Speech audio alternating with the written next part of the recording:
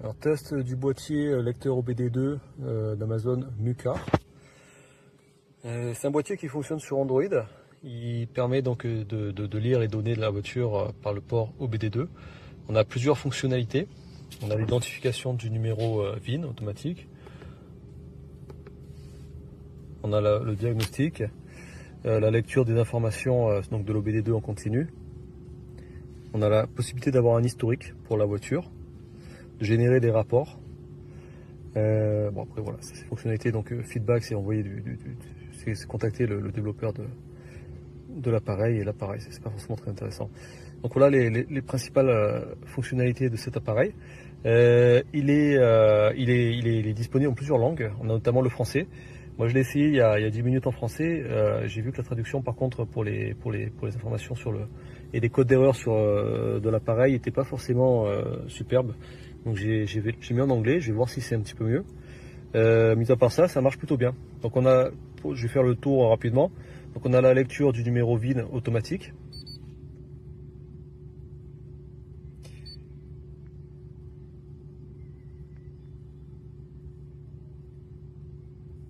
Voilà. Donc je confirme, c'est celui qui est indiqué sur le châssis. Exit. On a le diagnostic.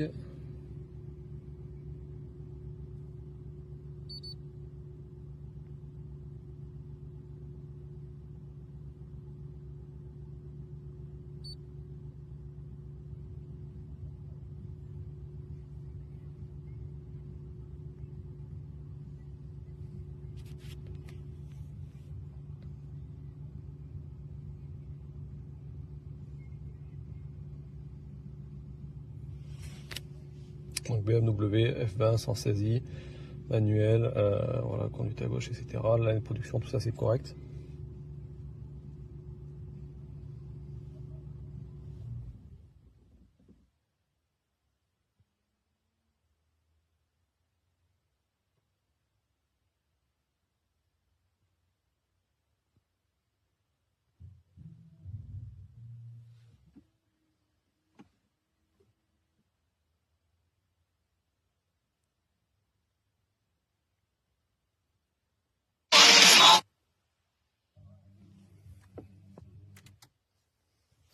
Là, on a les codes d'erreur qui s'affichent. Alors, maintenant, j'en ai plus qu'un. Tout à l'heure, j'en avais un paquet qui s'affichait parce que j'ai une batterie qui est un petit peu faible. Donc, sur ce point-là, je confirme que ça fonctionne. Et on a la possibilité de les effacer. Voilà, clear. Je crois, j'en avais une dizaine tout à l'heure par rapport au voltage de la batterie. Et ça me l'a tous effacé. Donc, alors, ça reviendra puisque j'ai pas la batterie est toujours faible. Mais donc, voilà, c'est déjà pas mal.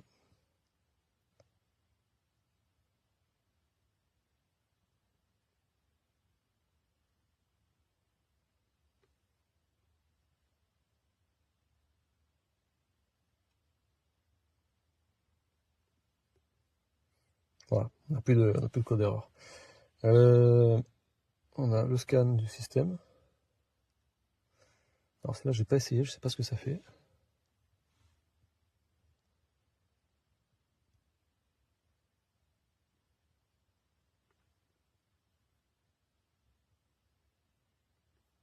Ah ouais. Ça indique donc l'ABS, la direction assistée, etc. Tous les équipements, l'air conditionné qui est dans la voiture. Bon, je sais pas si ça peut être utile.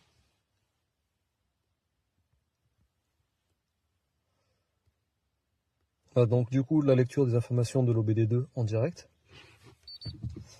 Je vais démarrer la voiture.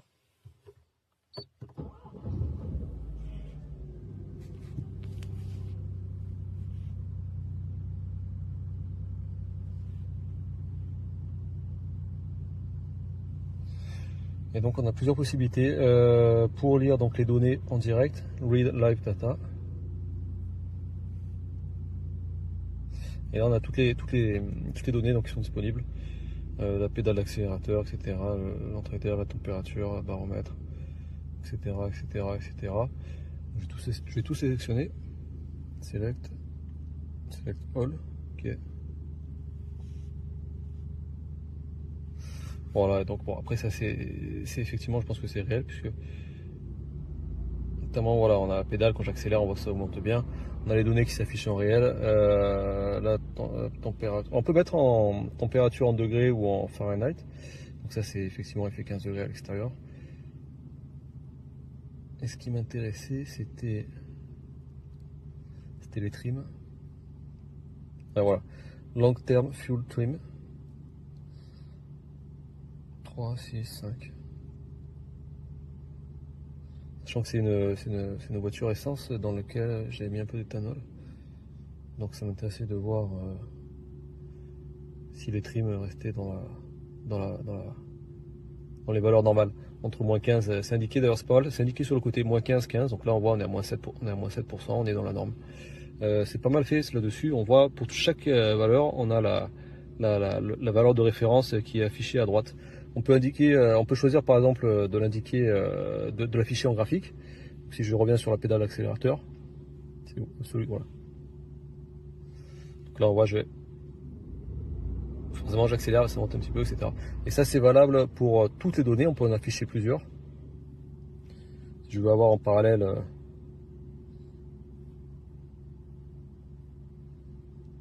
température de l'huile, bon,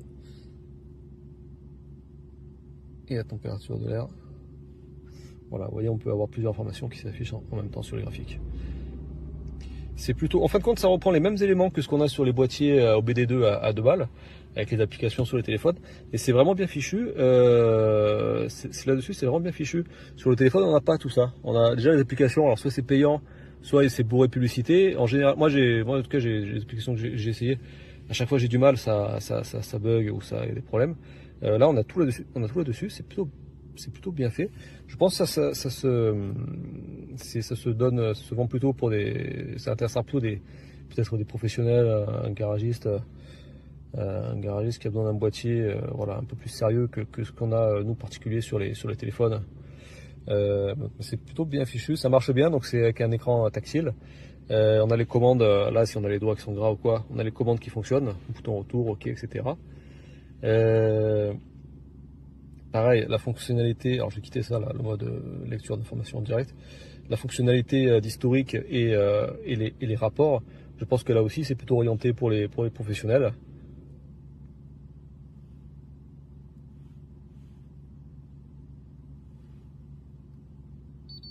On va voir ce que ça donne.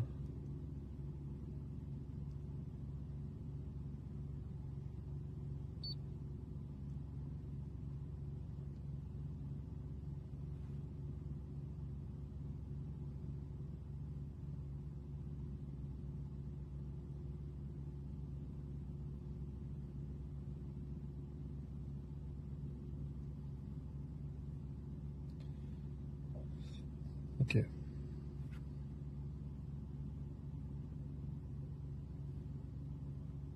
Les rapports.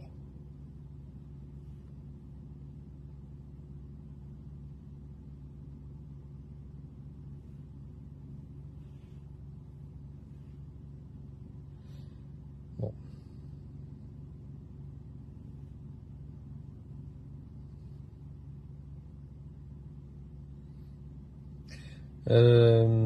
On a la possibilité, alors moi sur la voiture j'ai pas besoin, mais on a la possibilité par exemple pour tout ce qui est électronique. Je sais qu'il y a des voitures pour lesquelles il y a des manipulations à faire, par exemple pour le remplacement des plaquettes. Donc on peut faire tout ça sur la tablette. Là on a le réinitialisation des airbags. Qu'est-ce que j'avais vu? Alors j'ai vu aussi, j'ai toutes les passées là en direct, on voit tous, on voit tout ce qu'il y a. Pour remettre à zéro le compteur de vitesse pour l'ABS, pour l'éclairage, pour les suspensions, airbag, pour la batterie, pour justement les pédales de frein, pour les plaquettes de frein. Ça c'est la régénération, je crois que c'est pour les moteurs gasoil, le GR, la vanne GR, la pédale accélérateur, des vitesses, pour l'appairage des clés, les codes pour les injecteurs, pour remettre à niveau l'huile, le calibrage des fauteuils, réinstallation de la direction, pour le toit ouvrant, réinitialisation des pressions pour les pneus. Et on a pour calibration pour les fenêtres. Alors je sais pas, j'avais vu, je sais pas si je l'ai passé ou quoi, j'avais vu notamment on pouvait changer le kilométrage. Bon, c'est intéressant. C'était pas sur la BM, c'est pas possible, mais j'ai vu qu'il y a marqué Audi, Volkswagen. Alors je pense que c'est peut-être plutôt les anciens modèles. J'ai pas pu l'essayer du coup, voilà, BM il n'y a pas la possibilité de le faire. On peut ensuite mettre à jour le logiciel sur l'appareil. On peut le connecter à internet. Moi je l'ai fait tout à l'heure, je l'ai connecté en Wi-Fi sur mon téléphone. Je l'ai mis à jour. Il y avait une mise à jour apparemment, donc c'est pas mal d'un côté qu'il y ait mise à jour. De l'autre, avant la mise à jour, je pouvais lire le code VIN à l'arrêt, à la voiture qui n'était pas démarrée, j'avais juste mis le contact. Et après la mise à jour, ça marchait plus, il y avait des bugs. Et j'étais obligé de démarrer la voiture pour que ça puisse me lire le code VIN. Alors bon, d'un côté voilà, d'un côté c'est bien qu'il y ait mise à jour, de l'autre si ça apporte des bugs, c'est pas forcément idéal.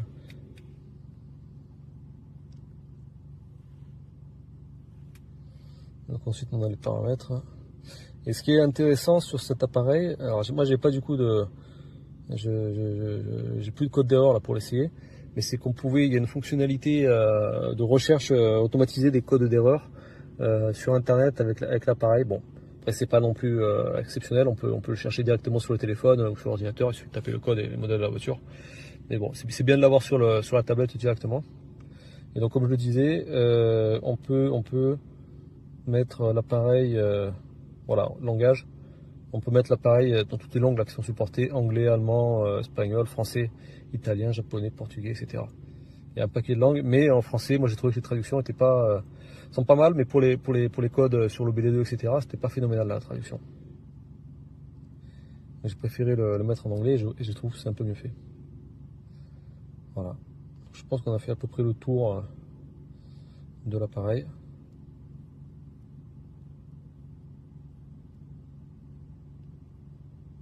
Voilà, OBDD fault code, donc c'est la librairie des codes d'erreur pour OBD. Je pense que ça va pas marcher parce que c'est pas connecté à internet. Voilà, no data. On peut faire Google Search aussi, mais il faut que ça soit connecté à internet. Voilà, en tout cas moi ça me semble très efficace comme appareil.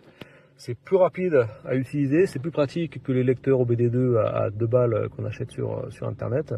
C'est mieux fichu. Moi j'apprécie d'avoir les contactiles et d'avoir les boutons à côté pour pouvoir l'utiliser quand on a les doigts qui sont pleins de cambouis. Et des fonctionnalités qui sont plutôt bien fichues.